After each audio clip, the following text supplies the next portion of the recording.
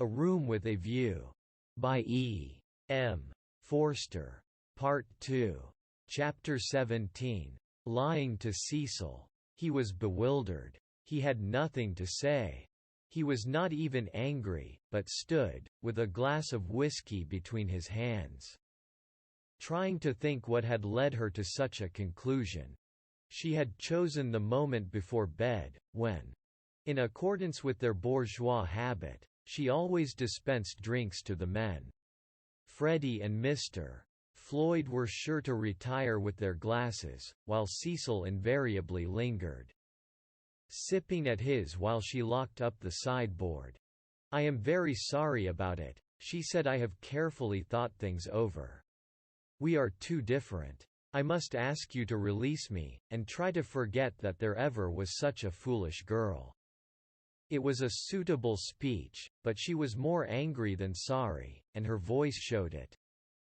"Different how? I haven't had a really good education, for one thing," she continued, still on her knees by the sideboard. "My Italian trip came too late, and I am forgetting all that I learned there. I shall never be able to talk to your friends, or behave as a wife of yours should. I don't understand you. You aren't like yourself. You're tired, Lucy." "Tired?" she retorted, kindling at once. "That is exactly like you. You always think women don't mean what they say. Well, you sound tired, as if something has worried you." "What if I do? It doesn't prevent me from realizing the truth. I can't marry you, and you will thank me for saying so some day. You had that bad headache yesterday." "All right," for she had exclaimed indignantly, "I see it's much more than headaches. But give me a moment's time." He closed his eyes. "You must excuse me if I say stupid things, but my brain has gone to pieces. Part of it lives 3 minutes back, when I was sure that you loved me, and the other part find it difficult. I am likely to say the wrong thing." It struck her that he was not behaving so badly, and her irritation increased. She again desired a struggle, not a discussion. "To bring on the crisis," she said. "There are days when one sees clearly, and this is one of them. Things must come to a breaking point sometime, and it happens to be today. If you want to know, quite a little thing. Decided me to speak to you when you wouldn't play tennis with Freddie." "I never do play tennis," said Cecil, painfully bewildered. "I never could play. I don't understand a word you say. You can play well enough to make up a 4. I thought it abominably selfish of you." "No, I can't." "Well, never mind the tennis. Why couldn't you have warned me if you felt anything wrong? You talked of our wedding at lunch. At least, you let me talk." "I knew you wouldn't understand," said Lucy quite crossly. "I might have known there would have been these dreadful explanations. Of course, it isn't the tennis that was only the last straw to all I have been feeling for weeks. Surely it was better not to speak until I felt certain." She developed this position. "Often before I have wondered if I was fitted for your wife, for instance, in London. And are you fitted to be my husband?" "I don't think so. You don't like Freddie, nor my mother. There was always a lot against our engagement, Cecil, but all our relations seemed pleased. And we met so often, and it was no good mentioning it until all things came to a point. They have today. I see clearly. I must speak. That's all." "I cannot think you were right," said Cecil gently. "I cannot tell why, but though all that you say sounds true, I feel that you are not treating me fairly. It's all too horrible. What's the good of a scene? No good. But surely I have a right to hear a little more." He put down his glass and opened the window. From where she knelt, jangling her keys, she could see a slit of darkness, and, peering into it, as if it would tell him that little more, his long, thoughtful face. "Don't open the window, and you'd better draw the curtain, too, Freddie." Or anyone might be outside. He obeyed. I really think we had better go to bed, if you don't mind. I shall only say things that will make me unhappy afterwards. As you say, it is all too horrible, and it is no good talking. But to Cecil, now that he was about to lose her, she seemed each moment more desirable. He looked at her, instead of through her, for the first time since they were engaged. From a Leonardo she had become a living woman, with mysteries and forces of her own. With qualities that even eluded art. His brain recovered from the shock, and, in a burst of genuine devotion, he cried, "But I love you, and I did think you loved me." "I did not," she said. "I thought I did at first. I am sorry, and ought to have refused you this last time, too." He began to walk up and down the room, and she grew more and more vexed at his dignified behavior. She had counted on his being petty. It would have made things easier for her. By a cruel irony she was drawing out all that was finest in his disposition. "You don't love me, evidently. I dare say you are right not to. But it would hurt a little less if I knew why." Because a phrase came to her. And she accepted it. "You're the sort who can't know anyone intimately." A horrified look came into his eyes. "I don't mean exactly that. But you will question me, though I beg you not to, and I must say something. It is that, more or less. When we were only acquaintances, you let me be myself. But now you're always protecting me." Her voice swelled. "I won't be protected. I will choose for myself what is ladylike and right. To shield me is an insult. Can't I be trusted to face the truth? But I must get it second-hand through you? A woman's place. You despise my mother. I know you do, because she's conventional and bothers over puddings.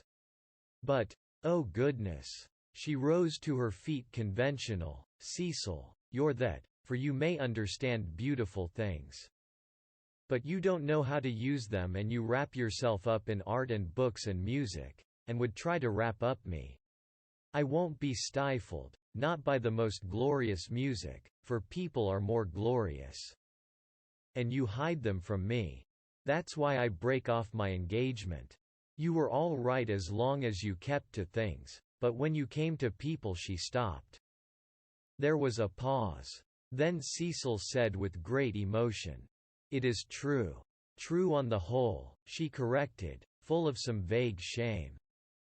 "True, every word. It is a revelation. It is I. Anyhow, those are my reasons for not being your wife." He repeated, "The sort that can know no one intimately. It is true. I fell to pieces the very first day we were engaged. I behaved like a cad to Bibi and to your brother. You are even greater than I thought." She withdrew a step. "I'm not going to worry you. You are far too good to me. I shall never forget your insight and, dear, I only blame you for this. You might have warned me in the early stages, before you felt you wouldn't marry me, and so have given me a chance to improve. I have never known you till this evening. I have just used you as a peg for my silly notions of what a woman should be. But this evening you are a different person, new thoughts, even a new voice." "What do you mean by a new voice?" she asked, seized with incontrollable anger. "I mean that a new person seems speaking through you," said he. Then she lost her balance. She cried, "If you think I am in love with someone else, you are very much mistaken. Of course I don't think that. You are not that kind, Lucy." "Oh, yes, you do think it. It's your old idea. The idea that has kept Europe back. I mean the idea that women are always thinking of men. If a girl breaks off her engagement, everyone says, 'Oh, she had someone else in her mind. She hopes to get someone else.' It's disgusting, brutal. As if a girl can't break it off for the sake of freedom." He answered reverently, "I may have said that in the past. I shall never say it again. You have taught me better. She began to redden, and pretended to examine the windows again. Of course, there is no question of someone else in this. No jilting, or any such nauseous stupidity. I beg your pardon most humbly if my words suggested that there was. I only meant that there was a force in you that I hadn't known of up till now. All right, Cecil, that will do. Don't apologize to me. It was my mistake. It is a question between ideals, yours and mine pure abstract ideals, and yours are the nobler. I was bound up in the old vicious notions, and all the time you were splendid and new." His voice broke. "I must actually thank you for what you have done for showing me what I really am. Solemnly, I thank you for showing me a true woman. Will you shake hands?" "Of course I will," said Lucy, twisting up her other hand in the curtains. "Good night, Cecil." "Good-bye. That's all right. I'm sorry about it. Thank you very much for your gentleness. Let me light your candle, shall I?" They went into the hall. "Thank you. Good night again. God bless you, Lucy." "Good-bye, Cecil." She watched him steal upstairs, while the shadows from 3 banisters passed over her face like the beat of wings. On the landing he paused strong in his renunciation, and gave her a look of memorable beauty. For all his culture, Cecil was an ascetic at heart. And nothing in his love became him like the leaving of it. She could never marry. In the tumult of her soul, that stood firm. Cecil believed in her. She must some day believe in herself. She must be one of the women whom she had praised so eloquently, who care for liberty and not for men.